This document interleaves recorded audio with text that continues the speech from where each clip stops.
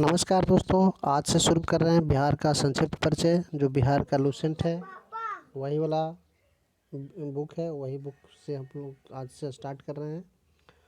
इसमें जो है सबसे पहले दिखाया गया है, मैप दिखाया गया है और मैप से ये पता चल जा रहा है कि जो बिहार है, बिहार का जो चौहद्दी है वो क्या है।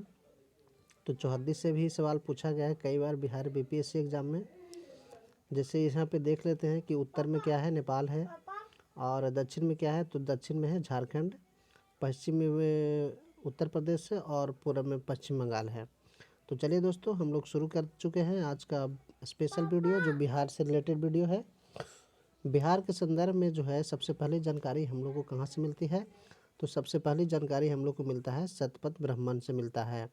जो हम लोग आज यहाँ पे दिखा रहे हैं, शतपथ ब्राह्मण एक बुक है जिससे हमें मिलता है बिहार की सबसे पहली जानकारी, जिसमें ऋषि गौतम रघुगुना से संबंधित विदेह माधव नामक एक राजा का उल्लेख मिलता है, जिसने मिथिला के गौरवशाली साम्राज्य की आधारशिला रखी थी। मिथिला की गौरवशाली जो साम्राज्य थे, जिसका आधारशिला किसने रखा था, तो विदेह माधव नामक एक राजा था जिन्होंने मिथिला का आधारशिला रखा था। विदेह राजा जो है वो राजा जनक इसी साम्राज्य के सर्वाधिक यशस्वी सम्राट हुए थे। कहा जाता है कि तत्कालीन भारत में मिथिला सर्वाधिक सुसंस्कृत एवं सभ्य राज्य था। मिथिला जो है वो भारत का सबसे सुसंस्कृत एक सभ्य राज्य था, जिसका राजा कौन था, विदेह राजा जनक थे, जो बहुत ही यशस्वी सम्राट हुए थे। बिहार की प्राचीनता इनके नाम से ही प्रकट हो जाती है। बिहार की प्राचीनता इसके नाम से ही प्रकट हो जाती है, क्योंकि बिहार जो नाम पड़ा था वो भिक्षुओं का निवास स्थान था। बौद्ध भिक्षुओं का निवास स्थान होने के कारण बिहार का नाम बिहार पड़ा है।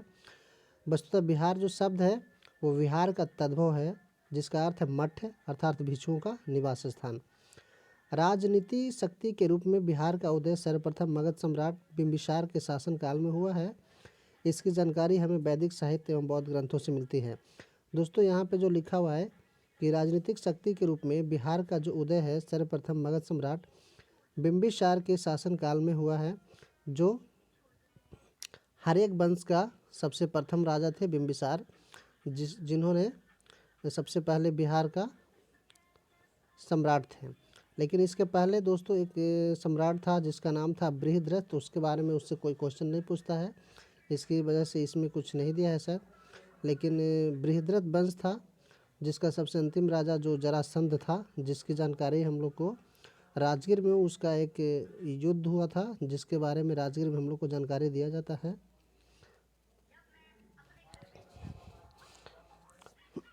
ईसा पूर्व चौथी शताब्दी में यहाँ मौर्य वंश का उदय हुआ था। ईसा पूर्व चौथी शताब्दी में यहाँ मौर्य वंश का उदय हुआ। चंद्रगुप्त मौर्य द्वारा स्थापित इस वंश का सर्वाधिक प्रतापी शासक सम्राट अशोक हुए। इसी सन चौथी पाँचवीं शताब्दी में गुप्त वंश के शासनकाल में मगध साम्राज्य पुनः उन्नति के शिखर पर पहुंच गया था, जिसके पश्चात बंगाल के पाल वंश के शासकों ने 1197 ईस्वी तक यहाँ शासन किया। 12वीं-17वीं शताब्दी तक बिहार में मुस्लिम शासन रहा, जिसका व्यापक प्रभाव आज भी हम लोग को देखने के लिए मिलता है। 12वीं और 17वीं शताब्दी तक बिहार में मुस्लिम शासन रहा था, जिसका व्यापक प्रभाव आज भी बिहार के सामाजिक सांस्कृतिक ताना बाना पर स्पष्ट रूप से दृष्टिगोचर होता है। 12वीं शताब्दी के मुस्लिम आक्रमणकारियों ने इस प्रदेश को बिहार के नाम से संबोधित करना शुरू कर दिया था। कब कर दिया था बिहार के नाम से संबोधित करना? 12वीं शताब्दी के मुस्लिम आक्रमणकारियों ने इस प्रदेश को बिहार के नाम से संबोधित करना शुरू कर दिया था। चलिए दोस्तों, अगला जो पेज है वो हम लोग नेक्स्ट वीडियो में लेकर आते हैं, देखते हैं क्या होता है आगे।